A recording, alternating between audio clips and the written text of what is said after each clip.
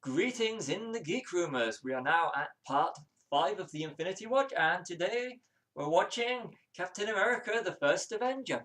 As always, on IMDb, looking at some of the best facts that I can pick out from them. So here we go. The Captain America comic book shown in the movies bears the cover of the actual Captain America #1 released in 1941. Haley Atwell based the performance of Becky Carter on Ginger Rogers. She can do everything Captain America can do, but backwards and in high heels. This is Chris Evans' sixth comic book movie after the first two Fantastic Fours, Push, Lose, and Scott Pilgrim vs. the World. He also voiced Casey Jones in TMNT in 2007, which is also based on a comic book.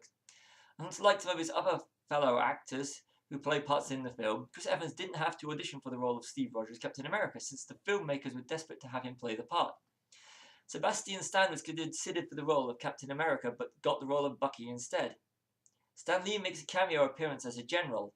The officer sitting next to him is played by Rev Brown, who played Captain America in a pair of made-for-TV movies in 1979.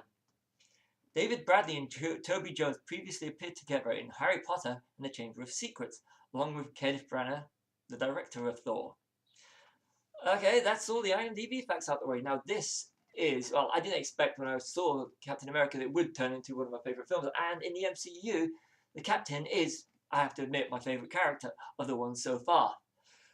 At least in the Earthbound ones. Let's just not mention Groot yet. That's a few more films get down the line. Okay, I love the ending of this film. You know, when, spoilers, Captain America wakes up in modern day times, but if you're this far into the Geek Rooms and the Infinity Watch, you will already know that.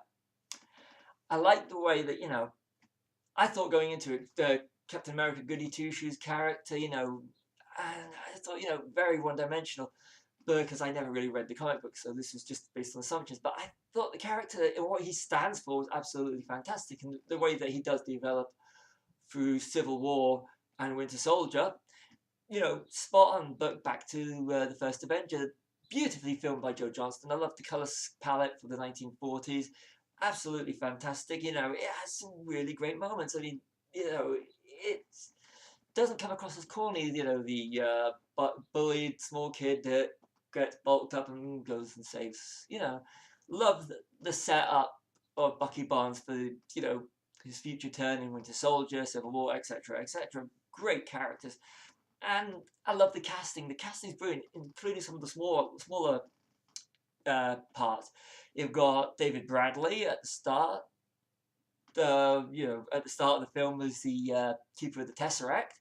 Yeah, I got Laura Haddock, who was one of the girls that gets an autograph from Captain America in the 40s, who go on to play Meredith Quill in Guardians of the Galaxy, and Blinken, you miss it from Jenna Coleman, who went on to greater fame in Doctor Who.